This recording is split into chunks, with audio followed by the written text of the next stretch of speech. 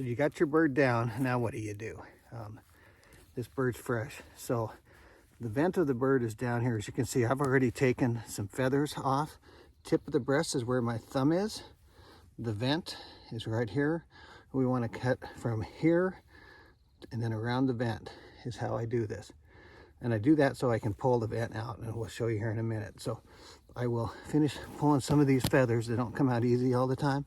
And the whole idea there is get that stuff out of your way so you can see what you're doing down here. As you come to the vent and you feel, there's a little bony projection here and one on this side. You can cut right between those, and then I cut just underneath them around like this when I open this up. So we'll stop the video for just a second.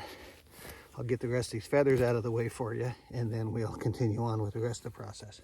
So that's what I'm doing, these little bony knobs I told you about. I just push the vent away from them real quick and make a little cut down next to them. I've done that on both sides now. So come up, find the tip of your breast. You can make a little side cut this way if you'd like. You don't want to go super deep. And then you want to open coming down. So inside of this you've got the intestines and those kind of things. So come to your little vent cut on this side. Work straight down. I'm still working around that vent. I use gloves, obviously. Then I cut down this side against the base of the tail. Then I pull the vent up and cut underneath. And that's so that I'm not getting crap on my feathers and stuff until I can get it loose. I know this is a hard process to see for folks. Okay, so I'm pretty loose in there. So I'm gonna gently pull this out. So I'm bringing intestines out, and I lay this over to the side of my bird. If you're gonna get dropping mess, that's where it's gonna come from. So on a turkey, this is the breast. Everything lays against the backbone on the upper back of it.